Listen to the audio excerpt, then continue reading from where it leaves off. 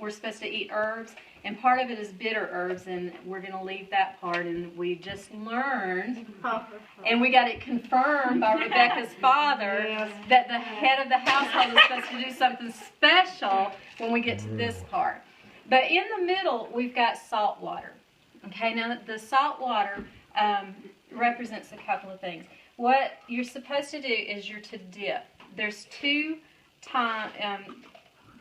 methods of dipping or whatever here. But this one, I want each person is going to come by and, just, I guess, maybe if y'all can slide your chairs up, maybe what we can do is just, well, I don't know, there's not really a lot of room around. We'll figure it out somehow. I want everybody to get a sprig of parsley, and then you're going to dip it in the salt water and do like that. Now, when you do that, it looks like tears, salty tears. And that represents,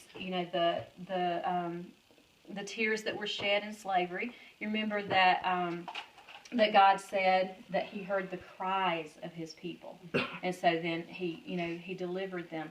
It also though represents, what did they pass through that was salt water? The Red Sea. Okay, and normally salt water, if you would drown in it, if you normally did that, and the Egyptians did. Okay, they did drown in it. But we also find life in water where there could have been death. Okay, in baptism. Okay, so for us, this also represents baptism.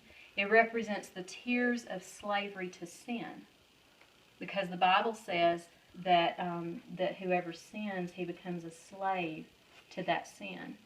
And that's how, you see people, when I was ministering on the streets, I see people all the time that were slaves to the sin.